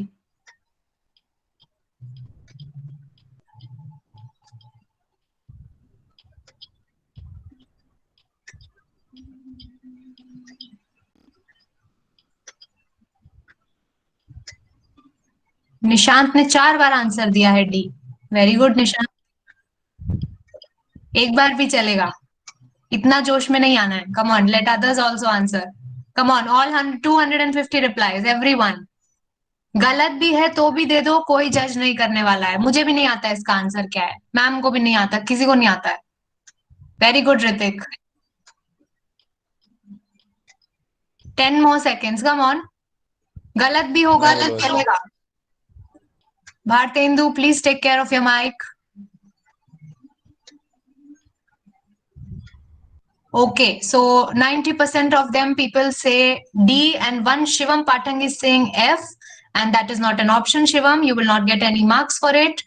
So please write your answers properly. Okay, ma'am, we'll move to the solution. Okay ma'am. तो the right answer is option number D. देखते हैं कैसे आ रहा है। अब ऐसा नहीं है कि आपने देखे दो लूप फटाफट n स्क्वायर मार्क कर दिया, ऐसा नहीं होता है ना। तो यहाँ पे स्टार्ट करते हैं, i इक्वल्स टू 1 से स्टार्ट करा, i की वैल्यू क्या है 1। उसके लिए j का लूप देखते हैं कितनी बार चलता है, तो j का लूप कितनी बार चलेगा, एक ही बार चलेगा, क्योंकि 1 to 1 ही चलेगा। 1 स्क्वायर इज ऑल्सो 1, तो दैट मीन्स क्या वैल्यू आ गई 1। ठीक, जे का लूप एक बार चला, आई की वैल्यू 2 के थोड़ा ज्यादा चलेगा, जे का लूप कितना ज्यादा चलेगा देखते हैं। 1 से लेके कितनी बार चलेगा 2 स्क्वायर, है ना, 2 स्क्वायर चलेगा, दैट मीन्स कितने टाइम्स चला 2 स्क्वायर टाइम्स। ठीक, दैट मीन्स अगर मैं n की बात करूं तो जे का लूप 1 से लेके कितनी बार चलेगा n square times, that means कितना टाइम चला n स्क्वायर। वही काम करते हैं, सबको ऐड कर लेते हैं। इसको मैं 1 स्क्वायर लिख देती हूँ, कोई प्रॉब्लम नहीं होगी। 2 square 3 square plus dash dash dash n square ये सीरीज जो बनी है इसको आप देखिएगा, इसका फॉर्मूला क्या होता है मैं यहाँ पे बता देती हूँ, ड्राइव आप खुद कर लीजिएगा। इसका फॉर्मूला होता है n/6 n+1 इंटू 2n+1। ठीक है, तो ये इसका फॉर्मूला होता है, ये आप लोग एक बार खुद देख लीजिएगा। तो इस फॉर्मूले से सीधे सीधे इसकी कॉम्प्लेक्सिटी आ जाएगी order of n³ which is answer number D. I think clear होगा सबको। Come on, I need okay messages to be clear that you are clear. के नहीं, ओके ओके लिखेंगे सभी लोग। Okay okay ma'am, we can move forward. Very good students we have. Okay, the last part which is types of function and growth of function. फटाफट देखते हैं इसे, कितने टाइप्स के फंक्शंस होते हैं। देखिए कांस्टेंट फंक्शन बता दिया कब आएगा, ऑर्डर ऑफ 1 टाइप के हो गए, चाहे वो 10 बार स्टेटमेंट एग्जीक्यूट हो रहा है। हमने एक क्वेश्चन भी देखा था जिसमें 132 टाइम्स एग्जीक्यूट हो रहा था, इसे भी हमने कांस्टेंट ही ट्रीट करा था। ठीक है, तो कांस्टेंट, सारे कांस्टेंट फंक्शन चाहे वो 1000 टाइम भी क्यों ना चले, अगर वहां पे कांस्टेंट है तो वो कांस्टेंट ही होगा। Then we have logarithmic function. Logarithmic function सबको पता होगा, log n। log n, अच्छा एक चीज का आंसर दीजिए, log n बड़ा होगा कि log n बड़ा होगा, which one is greater than, log n या फिर log n, कौन सा बड़ा होगा?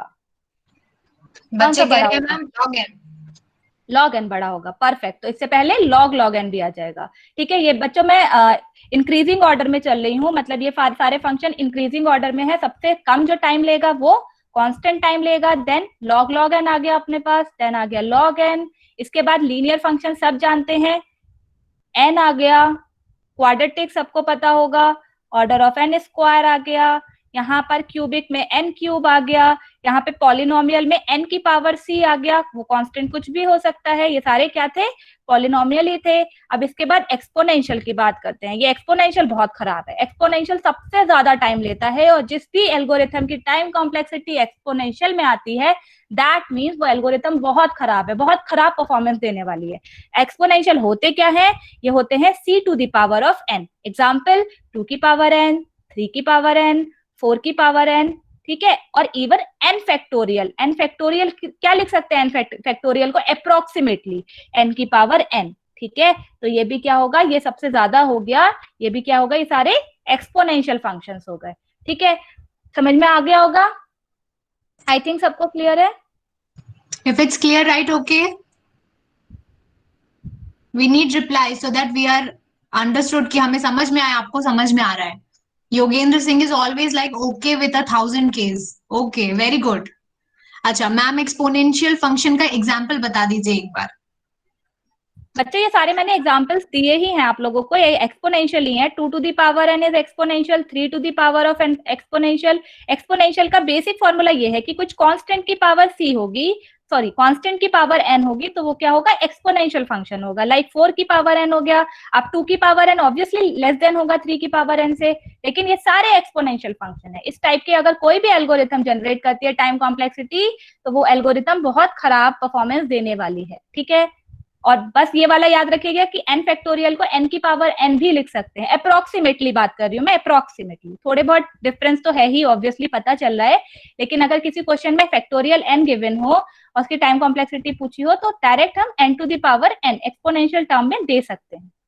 क्लियर, तो एक बार देखते हैं कि सबसे पहले आया 1, इसके बाद आया log n, इसके बाद आया n, इसके बाद आया n², इसके बाद आया n³, और सबसे खराब जो है वो आया हमारे पास 2n या फिर एक्सपोनेंशियल c⁻n। ठीक, ma'am there are a few doubts, will just clear one by one. पहला डाउट है कि ऐसा कोई आप एक्सपोनेंशियल फंक्शन का एग्जांपल देके समझा दीजिए so that we can dry run and understand it better. So just a simple example they want, then I will tell you the next doubt. Actually बच्चों ये वाले जो एक्सपोनेंशियल फंक्शन है वो आप लोग पढ़ोगे जब आप पढ़ोगे रिकर्शन में बहुत सारी, मैं एक एग्जांपल दे देती हूँ। फेबोनाची सीरीज जब आप पढ़ते हो, just brute force, Fibonacci series आपने पढ़ी होगी। फेबोनाची सीरीज कैसे फाइंड करते हैं, ठीक है, रिकर्सिव एल्गोरिथम होती है, तो इसकी टाइम कॉम्प्लेक्सिटी 2n आती है जब हम ब्रूट फोर्स करते हैं। ठीक है, तो इस टाइप के फंक्शन, ये जो एल्गोरिथम है ये क्या जनरेट कर रही है, एक्सपोनेंशियल टाइम कॉम्प्लेक्सिटी, जो कि आप आने वाले लेक्चर्स में पढ़ने वाले हो। बट याद रखिएगा, फेबोनाची सीरीज अगर हम ब्रूट फोर्स मेथड के थ्रू सॉल्व करते हैं तो उसकी टाइम कॉम्प्लेक्सिटी कितनी आती है, एक्सपोनेंशियल। ओके ठीक मैम, है। सेकंड डाउट है कि अगर कोई लूप 10⁻7 टाइम्स या 10⁻8 टाइम्स कुछ चल रहा है, मतलब एक न्यूमेरिक वैल्यू के लिए चल रहा है, तो क्या हम उसको बिग O ऑफ 1 लेंगे या बिग O ऑफ n लेंगे? अच्छा, big O of 1, big O of 1 constant ही होगा ये, जहां तक हमारे पास, जब तक हमारे पास वेरिएबल कोई अवेलेबल नहीं है वो कांस्टेंट ही होगा। अगर मैं उसे काउंट कर सकती हूँ वो कांस्टेंट ही होगा। Every countable function is a constant value. ठीक है। Okay, third doubt is ma'am कि जो पॉलिनोमियल और एक्सपोनेंशियल लिखा है उसका डिफरेंस समझ नहीं पा रहा है एक बच्चा, वो डिफरेंस क्या है उसमें? देखो वेरी बच्चों, सिंपल। पॉलिनोमियल क्या होगा? पॉलिनोमियल होगा n की पावर c। n की पावर c का मतलब n की power 1, n square, n cube, n की पावर 4। ठीक। कब तक? जब तक ये कांस्टेंट रहे। ये यहाँ पर देखो, यहाँ पर क्या हो गया? वेरिएबल हो गया ना, तो इस वजह से एक्सपोनेंशियल हो गया। जब तक ये इसकी पावर कांस्टेंट है वो पॉलिनोमियल फंक्शन है। जैसे ही एक्सपोनेंशियल मतलब उसकी पावर कोई क्या हो गई? वेरिएबल हो गई, तो वो क्या हो जाएगा? एक्सपोनेंशियल। तो डिफरेंस यही है, यहाँ पर n की पावर कांस्टेंट होनी चाहिए और यहाँ पर c या फिर n की पावर n हो सकती। ठीक है। यहाँ पर c कुछ भी हो सकता है, कांस्टेंट भी हो सकता है, वेरिएबल भी हो सकता है, लेकिन ये जो पावर है ये कांस्टेंट नहीं होनी चाहिए, ये वेरिएबल होनी चाहिए, और पॉलिनोमियल के केस में कांस्टेंट होनी चाहिए। Okay, if everything is clear and nobody has a doubt, just write okay. So we'll move forward. Okay, ma'am, we can move forward. Okay ma'am. अब देखिए ये क्वेश्चन आएगा, बहुत ध्यान से। अच्छा, एक चीज और, मैं उस क्वेश्चन को सॉल्व करने से पहले एक चीज और क्लियर करनी है मुझे, कि अगर सपोज हमारे पास कुछ फंक्शंस हैं जिन्हें हम कंपेयर डायरेक्टली नहीं कर पा रहे। देखिए, दो फंक्शन को कंपेयर या तो हम वैल्यू पुट करके कर सकते हैं। सपोज मेरे पास कोई फंक्शन है n की पावर log n और दूसरा फंक्शन है n log n, तो अब बताइए कि कौन सा ग्रेटर होगा? तो अगर इस टाइप के कुछ फंक्शंस आ जाएं और दोनों का कंपैरिजन करना होगा, तो एक तो ऑप्शन है कि n की हम कोई लार्ज सी वैल्यू पुट कर लें और उसके बाद इवेल्युएट कर लें। दूसरा ऑप्शन है, अगर मेरे पास पॉसिबल है लॉग लेना, तो लॉग लेके फाइंड कर लें। तो जो नेक्स्ट क्वेश्चन आएगा मैं एक्सप्लेन आपको कर दूंगी, लेकिन जो नेक्स्ट क्वेश्चन आएगा उसमें ट्राई कीजिएगा लॉग लेके सॉल्व करने का, अगर दो फंक्शन को कंपेयर करना है तो। ठीक है, तो स्टार्ट करते हैं next question.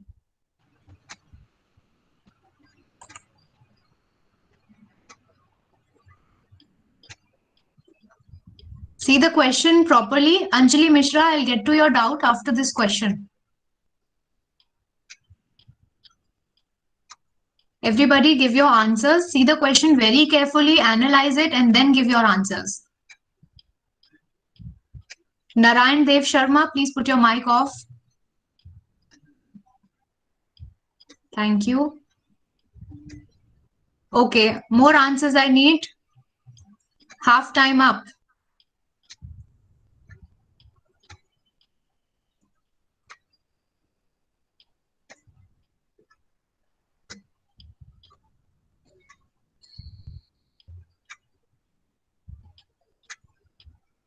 Last 5 seconds.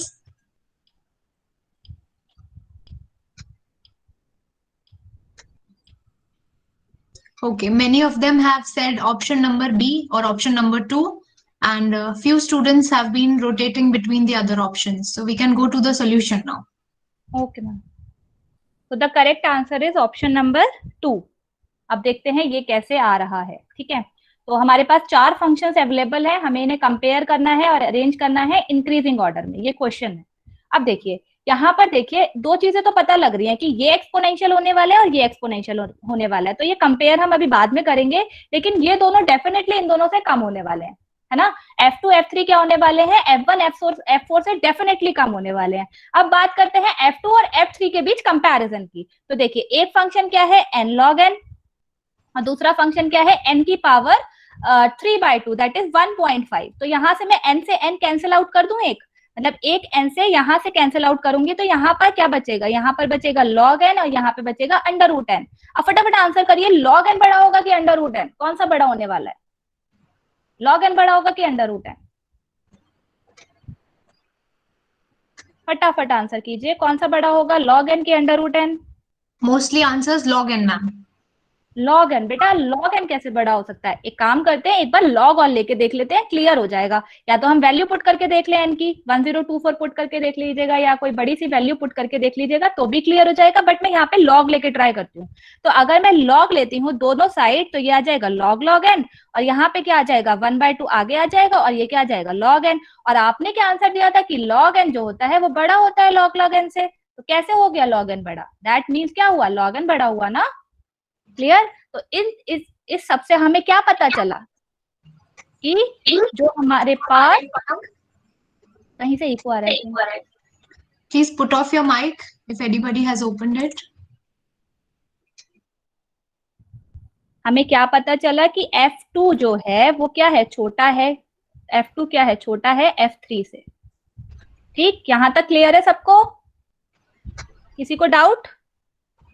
Just keep writing okay or something so that we know कि आपको समझ में आ रहा है. It's very important question and very important thing coming up after this question. So please pay attention. कोई doubt नहीं है ma'am, आगे बढ़ सकते हैं. तो यहाँ तक हमें F2 और F3 के बीच तो आंसर मिल गया। अब हमें पता है कि F1 और F4 के बीच क्या होने वाला है, ये हमें पता करना है। तो एक क्या फंक्शन है 2 to the power n, दूसरा क्या फंक्शन है n की पावर log n। ठीक है, तो अब देखते हैं, दोनों को कंपेयर करते हैं। सबसे बेटर ऑप्शन क्या है, लॉग लेके पता करा जा सकता है यहाँ पर। तो n ले लिया, यहाँ पर log base 2 आ गया, यहाँ पर log n लिया, और यहाँ पर क्या आ गया log n। ठीक, तो देखिए ये यहाँ पे ये तो 1 हो जाएगा सीधे सीधे। तो यहाँ पर देखिए, यहाँ पे क्या हुआ, n बचा यहाँ पर, और यहाँ पे क्या बचा log n का स्क्वायर। ठीक, तो ऑब्वियसली log n का स्क्वायर क्या होगा, छोटा ही होगा। ठीक, log n का स्क्वायर छोटा ही होगा n से। दैट मीन्स इससे क्या पता चला कि f1 सबसे बड़ा है, f1 सबसे बड़ा है, और उससे छोटा कौन है, f4। तो आई थिंक आपको क्लियर हो गया होगा। देख लो एक बार आंसर में क्या आ रहा है। सबसे पहले F2 ऑफ n, सबसे पहले F2 ऑफ n आया, फिर क्या आया F3 ऑफ n, फिर क्या आया F3 ऑफ n। इसके बाद इन दोनों के बीच भी पता लग गया F4 ऑफ n और F1 ऑफ n। इन दोनों के कंपैरिजन की जरूरत नहीं थी F3 और F4 की, क्योंकि हमें पता था कि डेफिनेटली, क्योंकि एक्सपोनेंशियल है, तो पहले से ही पता लग गया कि हमें क्या करना है, इन दोनों का कंपैरिजन करना है और इन दोनों का कंपैरिजन करना है। तो आई थिंक मैम एक डाउट है कि 2 to the power n और I think n to the power log n वाले में कि एक्सपोनेंशियल और पॉलिनोमियल के कंपैरिजन में एक बच्ची को डाउट है, तो उसको थोड़ा सा रिपीट कर दीजिए. ओके बच्चों, मैं ये कह रही हूँ कि ये जो दो फंक्शन है F2 है और ये जो है F3, ठीक, ये दोनों आप लोगों को पता चल रहे हैं ये पॉलिनोमियल ही है। यहाँ पे पॉलिनोमियल की मल्टीप्लिकेशन हो रही है, दो फंक्शन की मल्टीप्लिकेशन हो रही है, और यहाँ पर क्या है, पॉलिनोमियल ही है। मैंने क्या डेफिनेशन दी थी पॉलिनोमियल की, n की पावर कुछ कांस्टेंट होना चाहिए, और इसका अगर किसी से मल्टीप्लिकेशन भी हो जाए तो भी वही बचेगा। ठीक, तो हम इन दोनों को कंपेयर करा, इन दोनों को कंपेयर करने के बाद हमें आंसर क्या मिल गया, F2 छोटा है F3 से। अब देखिए, क्योंकि हमें बाकी कंपेयर करने की जरूरत ही नहीं पड़ी, यहाँ पर ये एक्सपोनेंशियल है दोनों, क्योंकि एक्सपोनेंशियल मैंने क्या बताया था, c की पावर n। तो देखो c की पावर n या फिर n की पावर n भी हो सकता था, या n की पावर कुछ फंक्शन होना चाहिए। तो यहाँ पर क्या है 2 की पावर n, और यहाँ पर क्या है n की पावर log n। ठीक है, तो आई थिंक थोड़ा सा स्पेस चाहिए होगा। तो यहाँ पर देखिए क्या है n की पावर log n, और यहाँ पे क्या है 2 की पावर n। अब मुझे इन दोनों फंक्शन से तो ये पता चल गया है कि ये दोनों F1 और F4 दोनों इन दोनों फंक्शन से, यानी कि F2 F3 से बड़े होने वाले हैं। ठीक, तो अब इन दोनों को कंपेयर हमें करना होगा, F1 और F4 को। मैंने कैसे करा कंपेयर, या तो वैल्यू, आपके पास दो ऑप्शन होते हैं किसी भी फंक्शन को कंपेयर करने के लिए, या तो वैल्यू पुट करके कर लो, ठीक, वो थोड़ा टाइम कंज्यूमिंग होता है, वो भी आप कर सकते हो, या फिर अगर पॉसिबल है तो लॉग लेके कर लो। तो मैंने लॉग लेके करा, तो इसका आंसर क्या आ गया, क्या पता चला कि F1 बड़ा है F4 से। ठीक है, तो बस आई थिंक ये कंफ्यूजन होगा। ये एक बार देख लीजिए, ये क्या होता है पॉलिनोमियल, और ये होता है एक्सपोनेंशियल। ठीक, तो अब कोई डाउट है मैम, देखिएगा। मैम इस क्वेश्चन से रिलेटेड नहीं है, एक बच्ची का डाउट था, अगर c to the power log n लिखा जाए तो वो क्या कॉम्प्लेक्सिटी बनेगी? c to the power sorry आयसी मैम, मेरी आवाज आ रही है आपको? हाँ सर। ठीक है मैम, सॉरी मैं बीच में इंटरप्ट कर रहा हूँ। मेरे ख्याल से हमें आगे भी मूव करना पड़ेगा, क्योंकि काफी टाइम इसमें निकल चुका है, और अभी इसके बाद लिंक लिस्ट हमें स्टार्ट करनी थी। तो ये लास्ट डाउट हम लोग एड्रेस करते हैं, उसके बाद then will move on, right. और बिफोर दैट मेरे पास two small piece of information है which I would like to share with everyone. पहला तो ये कि आप सभी जब मैं बोलूंगा उसके बाद 2 मिनट का समय लेकर के अटेंडेंस हम ले रहे हैं इन दिस मीडियम, जो बहुत रिलायबल नहीं है, फिर भी लेट्स ट्राई कि कैसा होता है। तो आप चैट बॉक्स में जो आपका यूनिवर्सिटी का रोल नंबर है which start from probably with 17, और एमसीए के बच्चों के लिए मेरे ख्याल से वो 18 से स्टार्ट होगा। तो जो यूनिवर्सिटी का आप रोल नंबर है, आप चैट बॉक्स में फटाफट टाइप करना स्टार्ट कर दो। सॉरी 19 से है, तो 19 से जो भी है एमसीए के बच्चे 19 रोल नंबर, और राइट। और अगर हम इस आपके रोल नंबर को आपके नाम के अगेंस्ट मैच करेंगे, जो रोल नंबर पहले आया होगा उसको हम प्रेजेंट काउंट करेंगे। अगर आप किसी और का भी टाइप कर रहे हैं तो बी एडवाइज्ड कि आपका जो बाद वाला है वो रिजेक्ट हो जाएगा, जो पहले नाम से मैच करेगा हम खाली वही लेंगे। So please keep on typing your roll numbers. MCA के स्टूडेंट्स का 19 से मेरे ख्याल से स्टार्ट होगा आई सपोज, और बीटेक के बच्चों का स्टार्ट होगा 17 से। जिन लोगों ने रोल नंबर गलत टाइप करा है वो दोबारा टाइप कर दें, गलती नहीं होनी चाहिए। आपका ये रोल कॉल है जो हम आपके डिपार्टमेंट के साथ शेयर करेंगे। हालांकि हमारा ऐसा कुछ इंटेंशन रहा नहीं है कि अटेंडेंस हम लोग लें, और आई अंडरस्टैंड कि आप सभी लोग कंटेंट की क्वालिटी के लिए ही आते हो, लेकिन कुछ रूल्स है जो हमें ऑनर करने पड़ेंगे, और हमारे पास स्पेसिफिकली रिक्वेस्ट आई है अटेंडेंस की। तो प्लीज अपने रोल नंबर आप टाइप कर दो, जिसने गलत करा है वो दोबारा टाइप कर दे, क्योंकि हम आपसे रोल नंबर आगे उसके बाद शेयर करेंगे डिपार्टमेंट्स के साथ, right. Second piece of information कि हमने अपने लर्निस्ट चैनल, जो आप में से बहुत लोगों ने सब्सक्राइब कर रखा है, और अगर नहीं कर रखा है तो आप उसे कर लो एज सुन एज पॉसिबल। हमने उसी चैनल पर कुछ वीडियोस और अपलोड करे हैं which deal with cognitive ability.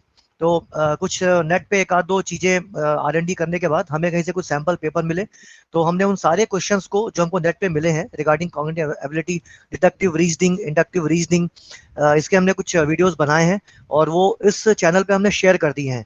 मैं अभी चैट बॉक्स में आपका अटेंडेंस टाइप होने के बाद मैं उसका URL टाइप कर दूंगा, तो अपने पास आप उसको सेव कर लेना। मीनवाइल हम इसके बाद कंटिन्यू करेंगे। अटेंडेंस आपका सभी का हो चुका है आई सपोज, ठीक है। हम 10 सेकंड और वेट कर रहे हैं, जिनका नहीं हुआ है आप उसे फटाफट टाइप कर दो। अटेंडेंस के बीच में प्लीज रिक्वेस्ट कर रहा हूँ कि और आप कुछ मत टाइप करना, ओके यस फाउंड आउट कुछ नहीं, हमें बाद में इसको सॉर्ट करने में आसानी होगी। तो आप फटाफट अटेंडेंस टाइप कर दो, जो भी आपका रोल नंबर है यूनिवर्सिटी वाला, और बस 5 सेकंड और, ठीक है। अब इसको क्लोज करते हैं। जिनका आ चुका है उनका आ चुका है, आई सपोज कि सबने टाइप कर दिया होगा। मैं चैट बॉक्स में पोस्ट कर रहा हूँ URL उस लिंक लिस्ट का जिसमें ये वीडियोस हैं। तो आई एम नॉट क्लेमिंग कि एग्जैक्टली ऐसे ही आपका एग्जाम में आने वाला है, और इनफैक्ट कैपजेमिनी की ओर से कोई ऑफिशियल पैटर्न डिस्क्लोज नहीं हुआ है। तो अगर कोई भी एंटिटी कहीं भी किसी भी लेवल की ये क्लेम कर रही है कि उसके पास एग्जैक्ट पैटर्न का फॉर्मूला है या ये पढ़ने पर ये निकल जाएगा, then you are probably being taken for a right. आप बिल्कुल बिलीव नहीं करना, कैपजेमिनी की ओर से ऑफिशियली कोई भी पैटर्न डिस्क्लोज नहीं हुआ है। ये सारे कंजेक्चर्स हैं, सारे गेसेस हैं। नेट पर जो मिल रहा है वो हम कंसोलिडेट कर रहे हैं और उसको बहुत ही ईजी फॉर्म में कन्वर्ट करके हम आपसे शेयर कर रहे हैं। तो अभी आपको इसमें 3 या 4 वीडियोस मिलेंगे। Please take out some time, it will hardly take 10 minutes, तो आपको एक आइडिया मिल सकता है। इसके अलावा सी के वीडियोस बड़े इंपॉर्टेंट है, वो आप देख लो, अगर नहीं देखा है दोबारा देख लो। और डेली डोज DS वाले और सी वाले ये आप जरूर देख लेना। मैं आपको सुबह वाली मीटिंग में एनीवे बोल चुका हूँ, हमारा एक टेस्ट भी चल रहा है। ये वाली मीटिंग खत्म होने के बाद it will hardly take 25 minutes, test आप अटेम्प्ट कर लो, बहुत इंपॉर्टेंट है, ठीक है। Thanks. Priyanka ma'am please continue. Okay sir, okay sir. Ma'am Ayushi ma'am please आप एक बार दोबारा से बताएंगे क्या डाउट था? C to the power log n अगर होगा तो वो क्या टाइम कॉम्प्लेक्सिटी होगी? C to the power log n, बच्चा ये देखिए यहाँ पर आपको साफ साफ पता चल रहा होगा C की पावर एक फंक्शन है, C की पावर एक फंक्शन है। मैंने कहा था C की पावर अगर n या फिर कोई भी फंक्शन होता है तो वो क्या होती है, वो हमारे पास एक्सपोनेंशियल होती है, ठीक है। तो ये एक्सपोनेंशियल टाइम कॉम्प्लेक्सिटी होगी। और एनीवे ये C कुछ ना कुछ गिवन ही होगा क्वेश्चन में, या तो 2 की पावर log n होगा या कुछ ना कुछ गिवन ही होगा, तो सीधे सीधे इसकी टाइम कॉम्प्लेक्सिटी हो जाएगी 2 की पावर log n, ठीक है। Yes ma'am. Okay, so if we are having no doubts, we can just get a quick review from you all. Just write okay, and we'll close time complexity chapter for today, and we'll move on to linked list. Right, ma'am? Yes, ma'am. Okay, so most of the students have replied with a okay. Now Any doubts related to time complexity chapter, any kind of doubts, you have the number in the chat box. Ma'am will again write her number on the chat box, and then you can send your doubts over there in a form of message. Try not to call, just drop a message or WhatsApp, and then we'll get back to you. बस ma'am 1 minute, बस ये बच्चों ये वाला ये screenshot ले लीजिएगा, आपके बहुत काम आने वाला है, क्योंकि इसमें कंसोलिडेट है सारे जितने भी हमारे पास सॉर्टिंग होती है उनकी time complexity, best case, average case और वर्स्ट केस। तो ये आई थिंक जब आपको पढ़ाई जाएंगी तब भी ये बताई जाएंगी कि ये सब क्यों आ रही हैं, लेकिन अभी आप इसका स्क्रीनशॉट ले लीजिए और याद रख लीजिएगा इनकी टाइम कॉम्प्लेक्सिटीज। फटाफट स्क्रीनशॉट ले लीजिए।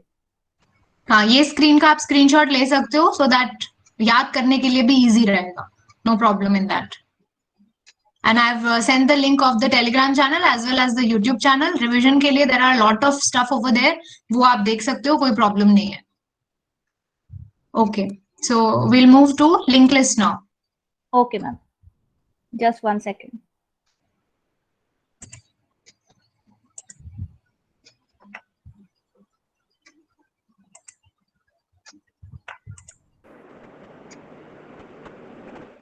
Avkesh Singh, please put your mic off.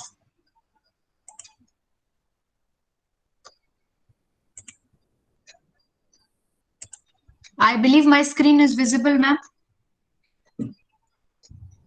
1 second, ma'am. Ma'am, actually there's some problem. मेरा system I think hang हो गया या कुछ हुआ है। ठीक है मैम, मैं अवेलेबल हूँ, आपकी स्क्रीन विजिबल है। Ayushi ma'am, you can continue. Okay sir. ठीक है मैम। यस सर, मैं डिस्कनेक्ट होके कनेक्ट होती हूँ दोबारा, कुछ हुआ है। ठीक है, ठीक है। Okay sir. Okay, so I think the slideshow is also visible. I can move forward. Sure, yeah, you can. Okay, so students, now just we are going to start with linked list. अभी आपने time complexity पढ़ा है, उसका एक quick review लिया है। ऐसे ही हम लोग लिंक्ड लिस्ट का क्विक रिव्यू लेने वाले हैं। It was to start from 1 PM but we are 1 hour late. No problem, we'll try to cover it up as much as possible. अगर थोड़ा टाइम एक्सटेंड हो सकता होगा हम करेंगे। कल भी सुबह लिंक्ड लिस्ट ही होगा, तो आज अगर कम हो पाता है तो कल भी हमारे पास टाइम है। No problem in that. Okay, so let's begin with linked list. तो दिस इज माय इंडेक्स। हम कुछ ये टॉपिक सॉल्व करने वाले हैं, पढ़ने वाले हैं आज। सबसे पहले हम एक क्विक रिवीजन लेंगे लिंक्ड लिस्ट का। लिंक्ड लिस्ट हल्का फुल्का सभी लोग जानते होंगे, तो इसीलिए क्विक रिवीजन हम लेने वाले हैं। Then we have 4 types of linked list, तो singly, circular, doubly and doubly circular.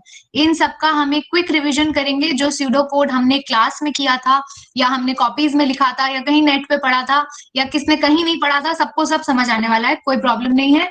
और उसके साथ ये जो ऑरेंज में लिखा है, बीच बीच में क्वेश्चंस होंगे, तो आपके पास पेन और पेपर रेडी होना चाहिए, अदरवाइज वो क्वेश्चन सॉल्व नहीं हो पाएंगे हवा में। Okay, so now I am moving forward to the quick revision of linked list.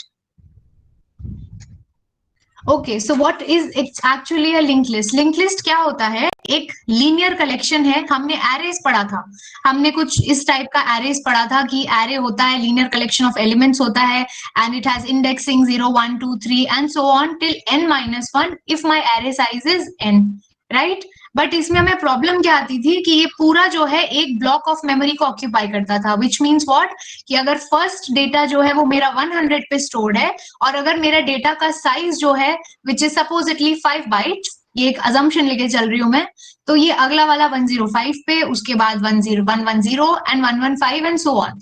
तो इसको क्या चाहिए? एक कंटिन्यूअस चंक ऑफ मेमोरी चाहिए। अब ये प्रॉब्लम आती है जब हमारे पास कंटिन्यूअस चंक ऑफ मेमोरी नहीं है, तो हम क्या करें?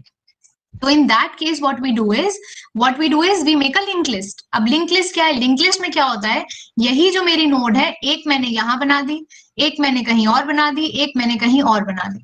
सपोज करें ये एड्रेस है 205, सपोज करें ये एड्रेस है 510 एंड दिस वन इज 717.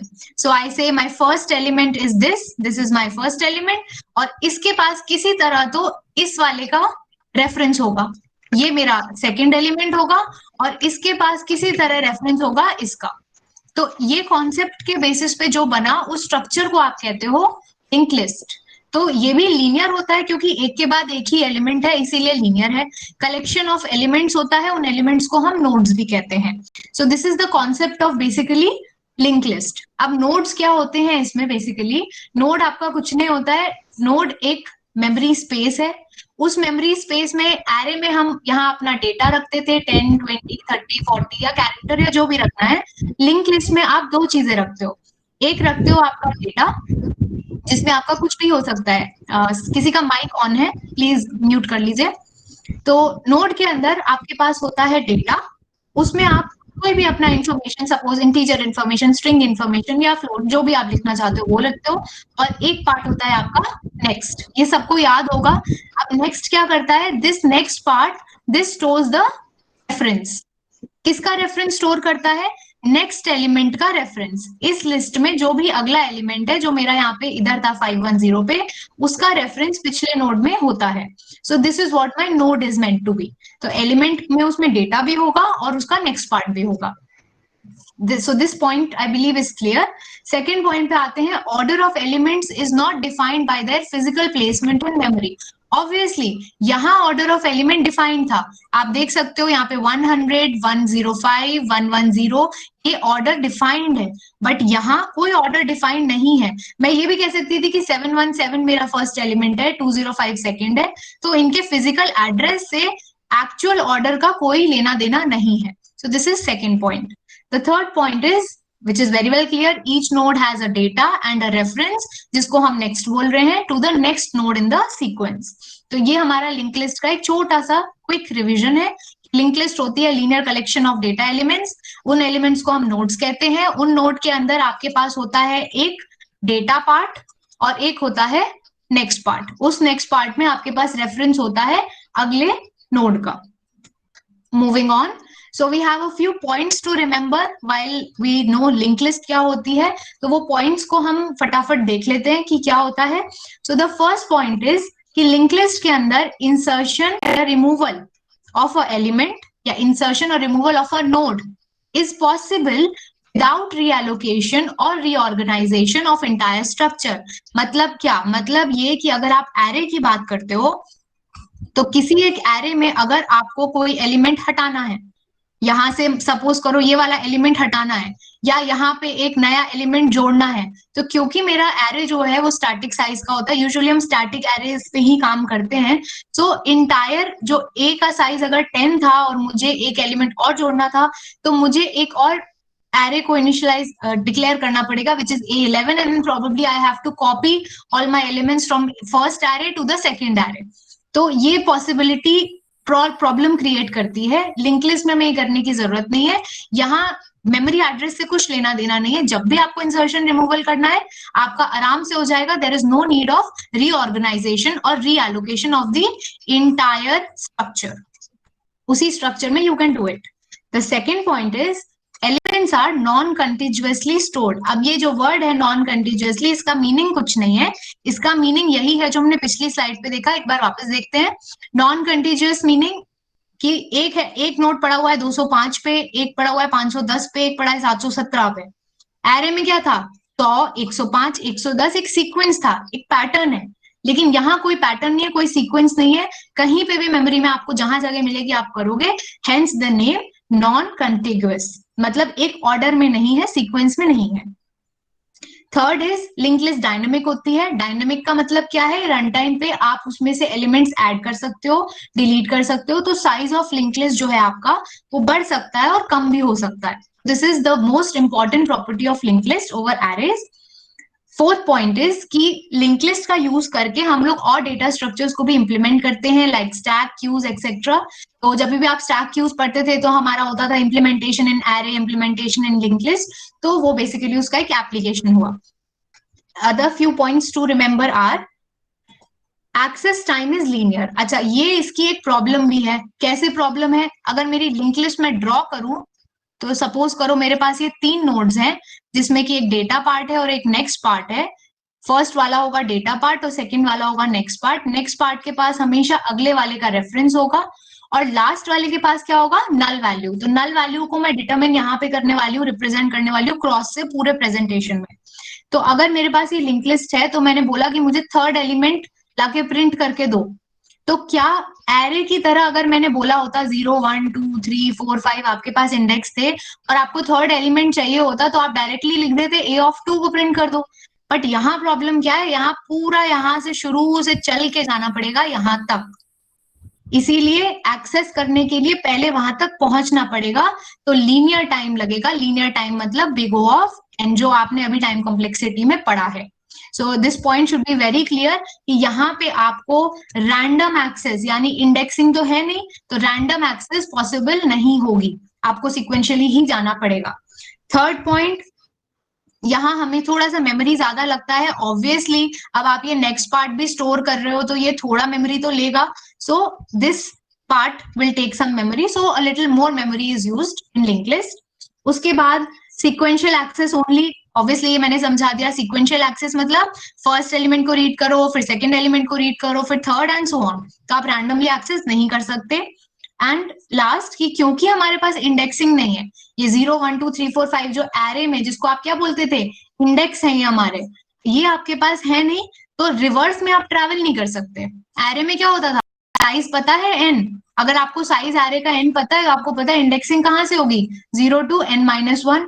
तो अगर मेरे को लूप उल्टा चलाना है n-1 से 0, तो मैं आराम से कर सकती हूँ i की वैल्यू -1 करके, बट यहाँ ऐसा पॉसिबल नहीं है, इंडेक्सिंग नहीं है, तो आप वापस भी नहीं आ सकते। सेकेंडली, अगर सिंगली लिंक लिस्ट है, डबली लिंक लिस्ट है, वो केसेस अभी थोड़ा सा बाद में आएंगे। अगर सिंगली लिंक लिस्ट की मैं बात करूं तो आप सिर्फ फॉरवर्ड डायरेक्शन में ही जा सकते हो, बैकवर्ड तो वैसे भी आ नहीं सकते। तो यहां तक ये था बेसिकली थ्योरेटिकल पार्ट जो लिंक लिस्ट से रिलेटेड है। अब हम आगे मूव करते हैं to the types of link list. तो जो हमें पढ़नी है वो मेन, हम सबको, जो भी हम बच्चे हैं सारे बीटेक के, हमें पता होना चाहिए कि 4 टाइप की हमारे पास लिंक लिस्ट होती है। उनका नाम होता है singly link list, circular, doubly link list और doubly circular. Singly link list का मतलब क्या है, ये फर्स्ट डायग्राम देखो।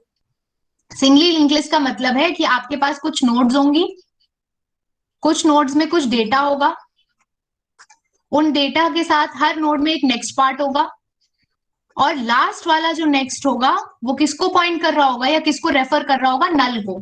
तो ये एक डायग्रामेटिक रिप्रेजेंटेशन है जहां एरो लगा के नल लिखा हुआ है। अगर आप सिंपली बनाना चाहते हो तो आप इसको सिंपली लास्ट नोड को कुछ इस तरीके से बना सकते हो, उसमें कोई प्रॉब्लम नहीं है, इसमें कंफ्यूज होने वाली कोई बात नहीं है। लास्ट में आप यहाँ या तो नल लिख दो या फिर यहाँ पे क्या कर दो, सिंपली क्रॉस लगा दो, तो आपको ये आइडेंटिफाई हो जाएगा ये लास्ट नोड है। अच्छा, हर टाइप ऑफ लिंक लिस्ट में जब भी हम बनाते हैं, अब ऐसा तो नहीं है ये हवा में हम बना देंगे और छोड़ देंगे, तो हमें हमेशा क्या चाहिए पड़ता है, यहाँ पे इसको होल्ड करने के लिए एक हेड पॉइंटर हो सकता है, एक हेड वेरिएबल हो सकता है, depending on the programming language you are using. वो एक पॉइंटर हो सकता है, वो एक वेरिएबल हो सकता है। ये नोड जो है एक स्ट्रक्चर होता है, सी में क्लास होता है, पाइथन में। हम उस लेवल ऑफ डिटेलिंग में नहीं जाने वाले हैं, लेकिन हम एक स्यूडो कोड के फॉर्म में चीजें पढ़ेंगे जिससे कॉन्सेप्ट क्लियर हो, राइट। प्रोग्रामिंग लेवल पे अगर आपको डाउट है, so I will share my number in the group over here and you can contact me on that. So moving on, so singly link list में क्या होता है, हर node के पास अगले नोड का एड्रेस होता है, या हर नोड के पास अगले नोड का रेफरेंस होता है, in one direction only. Second आती है हमारी सर्क्यूलर लिंक लिस्ट, जो एग्जैक्टली सिंगली लिंक लिस्ट जैसी है, बस इसमें डिफरेंस क्या है, इसमें डिफरेंस ये है कि जो लास्ट नोड होती है, अभी हमारे पास लास्ट नोड में क्या था, नल था, यहाँ पे हमारे पास क्या था, नल था। अब हमारी लास्ट नोड में क्या है, address of the first one, तो लास्ट नोड के पास रेफरेंस है हमारा फर्स्ट नोड का। तो ये डिफरेंस है सिंगली और सर्क्यूलर में, ये हमें ध्यान रखना है, इसमें कहीं पे भी नल नहीं आएगा, तो जब भी सूडो कोड लिखेंगे नल हमें कहीं दिखाई नहीं देगा। Third type of link list मेरी आती है डबली लिंक लिस्ट। डबली का मतलब क्या होता है, डबल का मतलब क्या होता है, 2 तरीके का। तो डबल मतलब इसके पास डेटा पार्ट तो होगा हर नोड के पास, नेक्स्ट पार्ट भी होगा, एक प्रीवियस भी होगा। प्रीवियस किस लिए होगा, ये प्रीवियस जो है वो पिछली नोड का एड्रेस रखेगा। तो अगर मेरे पास ये 3 नोड्स हैं, हर किसी के पास एक एक डेटा पार्ट है, तो नेक्स्ट पार्ट का तो मुझे काम पता है कि वो अगले नोड का एड्रेस स्टोर करेगा, तो लास्ट वाली नोड के नेक्स्ट पार्ट में क्या होगा, नल। लेकिन हर नोड के प्रीवियस पार्ट में क्या होगा, पिछली वाली नोड का रेफरेंस। तो यहाँ वाली प्रीवियस नोड के पास सेकेंड नोड का एड्रेस होगा, और सेकेंड वाले प्रीवियस के पास पहले वाले नोड का एड्रेस होगा, और फर्स्ट वाले नोड के प्रीवियस के पास क्या होगा, अगेन नल, जिसको आप क्रॉस से भी रिप्रेजेंट कर सकते हो, कोई प्रॉब्लम नहीं है। लास्ट टाइप हमारी आती है doubly circular link list. Doubly circular link list में क्या होता है, सेम डबली लिंक लिस्ट वाला कॉन्सेप्ट है, बट ये जो नल मैंने यहाँ लगाया था ये आपको नहीं मिलेगा क्योंकि ये डबली भी है और ये सर्कुलर भी है। तो लास्ट नोड का नेक्स्ट पार्ट जो है किसको पॉइंट करेगा, ये हमारी फर्स्ट नोड को, और फर्स्ट नोड का प्रीवियस पार्ट किसको पॉइंट कर रहा है आके, हमारी लास्ट नोड को। तो ये है इनका स्ट्रक्चरल डिफरेंस। तो पहले हमने क्या पढ़ा था, सिंगली लिंक लिस्ट, फिर हमने पढ़ा circular link list, circular last node के पास फर्स्ट नोड का रेफरेंस होता है। फिर हमने पढ़ा डबली लिंक लिस्ट जिसमें प्रीवियस पार्ट भी होता है नेक्स्ट पार्ट भी होता है, प्रीवियस के पास पिछले वाले का एड्रेस होता है, और लास्ट नोड के नेक्स्ट पार्ट के पास नल, और फर्स्ट नोड के प्रीवियस पार्ट के पास भी नल। उसके बाद हमने पढ़ा डबली circular link list, doubly circular में लास्ट नोड के नेक्स्ट में पहले का एड्रेस और पहले नोड के प्रीवियस में लास्ट का एड्रेस। तो यहां तक अगर सबको क्लियर है तो हम आगे मूव करते हैं।